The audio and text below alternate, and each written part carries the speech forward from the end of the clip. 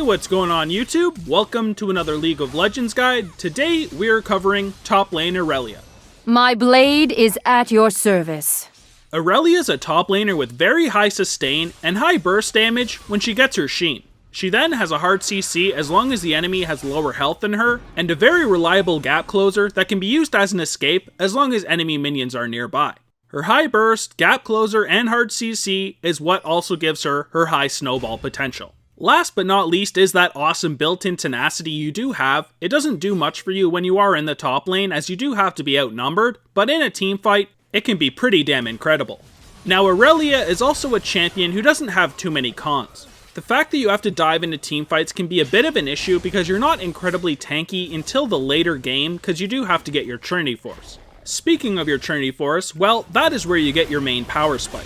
Until you get this item, you are rather weak, but once you get it, holy shit are you ever a strong champion. For my Masteries, I go 18 Ferocity and 12 Resolve, grabbing Fervor of Battle as my keystone mastery. We do have some pretty decent attack speed when we acquire our Trinity Force, and if we are snowballing, we usually get something like a Yumu's Ghost Blade, Wit's End, or Blade of the Ruined King. These items all have something in common. They give you attack speed. The itemization we go for on Irelia is the main reason Fervor of Battle is such a strong pick. In the rest of your Masteries, focus on getting as much damage as possible to increase your chance of snowballing. For my runes, I go attack damage reds, armor yellows, scaling magic resist blues, and attack speed quints. The attack damage is great for harassing and last hitting, the attack speed works great with Fervor of Battle, and the tankiness from the armor and scaling magic resist are great for remaining somewhat tanky. If you know you're going to be against an AP top laner, then I would suggest taking flat magic resist as your blues instead, so you do have an easier lane phase. For your summoner spells, you'll first want to pick up Flash. It will allow you to escape in many different situations since your only reliable escape is using your Q if there is nearby minions. It's also great to be used offensively to close a gap on a target that's too far away to Blaze Surge to, so you can get a kill.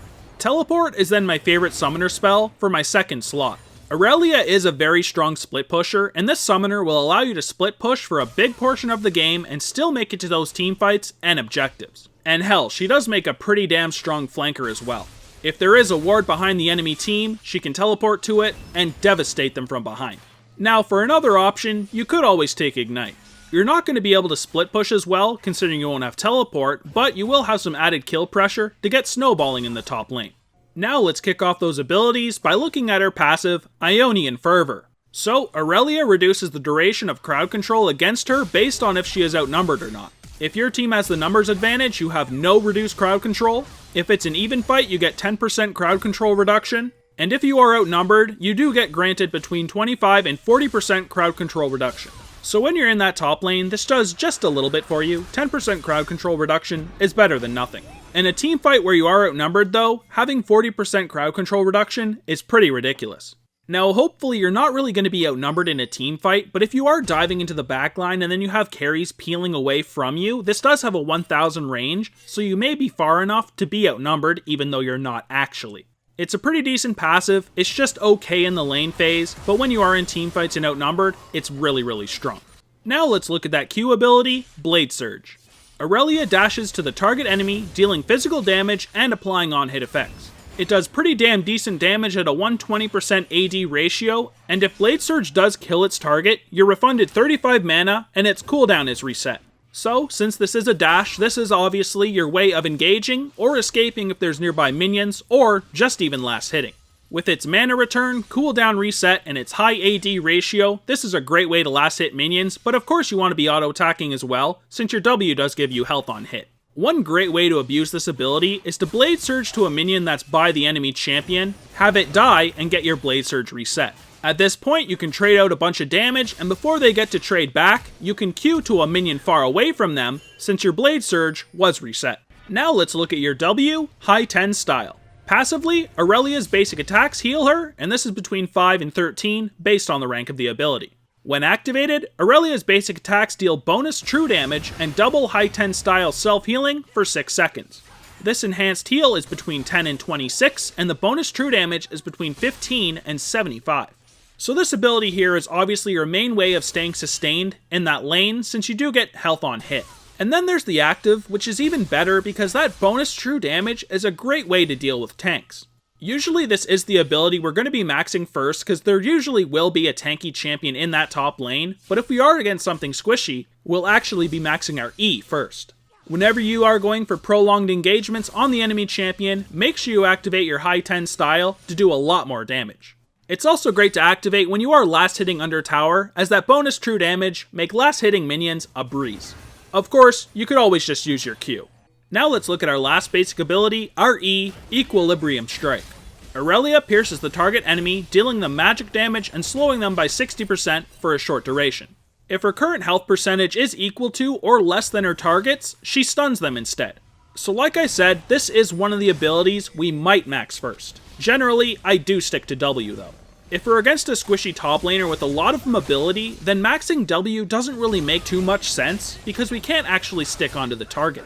With an E max, we are a little bit burstier in that early game, and since the disable duration does go up as we level it, we can stick to the champion easier. But regardless of if we were maxing this first or not, it is a really strong ability, and a well-timed stun can easily win you a trade. Well, let's finish off our abilities with our ultimate, Transcendent Blades. Irelia summons 4 Spirit Blades and fires one in a line towards the cursor, dealing physical damage to all enemies it passes through. This ability can then be cast 3 more times at no additional cost to fire each of Irelia's blades, incurring a 0.5 second delay in between each cast. Each blade then also heals Irelia for 25% of the damage it deals to enemy champions and 10% of the damage it deals to enemy minions and monsters. So first of all, this is great because sustain is awesome. All of that added heal can do a lot for you in a team fight, and if you do get really low and need to sustain off of a minion wave, you can always use this ability and spam it through, gaining a lot of health. The main reason this ability is rather strong though, is it does have a decent ratio, but also the fact that it can proc your Churny Force multiple times. You do have to keep in mind that the Spellblade part of the Churny Force does have a 1.5 second cooldown, and this does have a 0.5 second cooldown. That means if you want to make full use of your Churny Force and this ability, then you will have to wait another second in between each Spirit Blade. All in all, it is a pretty damn decent ultimate, and if used properly with your Churny Force, can output a ton of damage. For our skill order, we have a couple different options. Now if we are against a generic tanky top laner, then we do want to go for the top build, as we do want to max our W to deal all of that extra true damage. If we're against a squishy target with a lot of mobility, then we want to go for the bottom build and max our E first. In both skill orders, we want to save our Q for last. It's a really solid ability, but just not as good as our W and E. Now the next thing we have to talk about is if we take our Q or E at level 1. It can matter a lot depending on the enemy you're against. If you are against the typical top lane bully like a Darius, you do need to take your E at level 1 because if you don't, you're going to get destroyed. He's gonna try bullying the crap out of you, and when he sweeps his axe through you, you can use your Equilibrium Strike to stun him, so you can actually get some last hits. If you are against a really hard range matchup, well then E is gonna do pretty much nothing for you at all at level 1, and you will want to take your Q, so you can actually trade with the enemy. Either way, you need to make sure you have your Q and E by level 2, don't get a point in your W until level 3. We don't have a ton of different combos on Irelia, but we do have an all-in with our Churny Force. We first want to start with an Equilibrium Strike to slow or stun the target, and then follow up with an auto attack, which will use the Churny Force proc. Then activate your W, high 10 style, and auto attack again for that Churny Force proc. Start using your Transcendent Blades and auto attack again. At this point, you can use your Blade Surge and then start auto attacking some more. Now this combo takes full advantage of your Churny Force procs. Try spacing out your abilities if you can, since your Spellblade passive only works every 1.5 seconds. Of course, if you are going for a fast, bursty all-in on a squishy champion, then don't worry about that too much. Lastly, you may need to Blade Surge at the start of the combo if you're not able to get onto the enemy champion. This, however, may put them at a lower percent health than you, and your Equilibrium Strike in that case would slow and not stun, which is not something you want to do. In the early game, focus on getting as much CS as you can. You're somewhat weak early on, and you'll get a massive power spike when you acquire your Churny Force. If you happen to get pushed under your tower, it's not that big of a deal because you can use your high 10 style and Blade Surge to last hit effectively while your turret hits the minions. Take your Blade Surge at level 1 if you're against a hard range matchup so you can trade more effectively and last hit easier. Then, if you are in a hard melee matchup, then you'll want to take your Equilibrium Strike so you can stun them and get last hits. In the mid game, you'll want to trade more aggressively since you're very strong with your Churny Force. If you manage to get some kills and start to snowball, then you may want to pick up another damage item as your second item before you start going for tankiness. Then start using your super strong split push to take control of the game.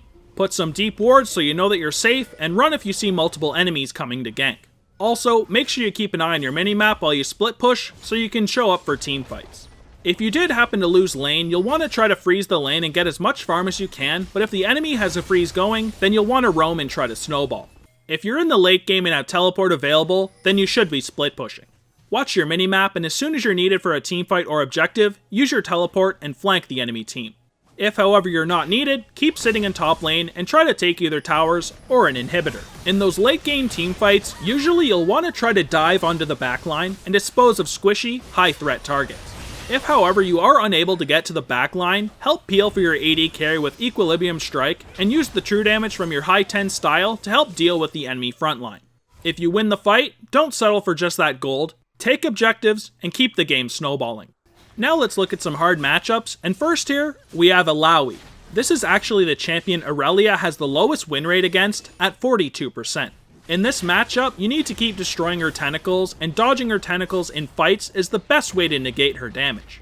Wait until you have your Trinity Force before you fight, and stick to short trades. Then there is Tryndamere. He is a very winnable matchup, but if he does get an early advantage, it could snowball out of control really quick. Play passively until level 4 and then look to trade with him. Do not trade too much early on because if he gets a few lucky crits, it will cost you your life. Next, Wukong, another champion you want to play passively against until level 4. He will outtrade you by a lot in the early levels and you'll need to rush his Sheen and try to stun him before he clones and then burst him. Also, make sure you keep a vision ward so you can actually kill him if he does go into stealth. Alright, here's our second page of hard matchups, and first up, Jax. A good Jax can be really difficult to deal with. Yet again, wait until you're level 4 before you start to trade with him. Use your normal auto attacks on him and try to bait out his counter strike. If he does so, you can stun him after, activate your high 10 style, and easily win that trade. Both a W and E max work great against Jax. So next up is Pantheon, another very annoying and hard to deal with matchup. Against him, you'll have to start cloth armor in pots because his spears hit pretty damn hard. You're gonna have to wait until level 6 before you can all-in him, and try not to blow your Blade Surge on his passive shield since it will be blocked. You'll want to start with an auto attack first, if you can. Last here we have Poppy, and she's become a hard matchup ever since her rework. She now deals really high base damage, and you need to avoid fighting her until you have a bunch of points into your high 10 style. Also, make sure you keep in mind that her steadfast presence will stop your Blade Surge, so you'll want to save it till later on in the duel. Alright, last but not least, our item build. We'll want to start with a Corrupting Potion and Warding Totem, and if we are against a really hard AD matchup, then we may need to go for Cloth Armor and Pots. For our first buys, we have of course some components of the Trinity Force in the Phage, Sheen, and we also have the Boots of Speed in there as well. For our core build, we have the Trinity Force, Dead Man's Plate, and a Spirit Visage. We'll do an absolute ton of damage with that Trinity Force, have some nice added mobility and armor and of course health from the Dead Man's Plate, and some increased healing and of course magic resist and health from the Spirit Visage. If we are snowballing in that top lane though, then we'll want to get a Blade of the Ruined King, Wit's End, or a Yumu's Ghost Blade before we get our defensive items. Wit's End is great if there's AP champions, Blade of the Ruined King is great against a tanky team, and Yumu's Ghost Blade is great if we are roaming a lot.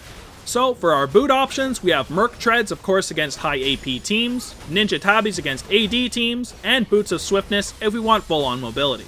For our item pool, Maw and Sterak's are both great items as they do provide a shield when we are low, but make sure you don't get both, the shields don't stack. Frozen Mallet's a great way to get a nice health pool and stick to a target, and then there's Frozen Heart, Randuin's, and Thornmail, all of which are great armor options against a team that has a bunch of AD. If we're against a lot of AP, Banshee's Veil is a great way of blocking spells, and if there is some really strong CCs that we want to break out of, we could always get the Mercurial Scimitar. It's a really strong item as well. In that ultra late game, Guardian Angel is probably one of the best items. Coming back to life after you've died in a team fight is a great way of having another chance to kill a bunch of targets. For our first full build in a normal game, we'll take our core, add a Sterak's Gauge, and a Guardian Angel. We'll be an incredibly tanky champion and deal some really solid damage with that Trinity Force and Sterak's Gauge. If we happen to start snowballing in the game and we are roaming a lot, we would instead add a Yumu's Ghostblade early on, take our core, and get a Guardian Angel at the end. Irelia is a very strong champion that makes great use of both damage and tanky items. Alright, so that ends the top lane Irelia champion guide. If you guys enjoyed the guide, please make sure you like, and if you really enjoyed it or you're new here, you can always subscribe. You can also visit our website, egamingtv.com, for a list of our guides, or visit us on Twitter at egaming_TV, which is where we do our skin giveaways. If you're interested in joining our podcast, there's also a link in the video description to enter for that. But other than that, thank you guys a ton for watching the guide, and I will see you guys in the next champion guide. Peace! I don't think I've been this nervous with the cold drink in my two hands saying no.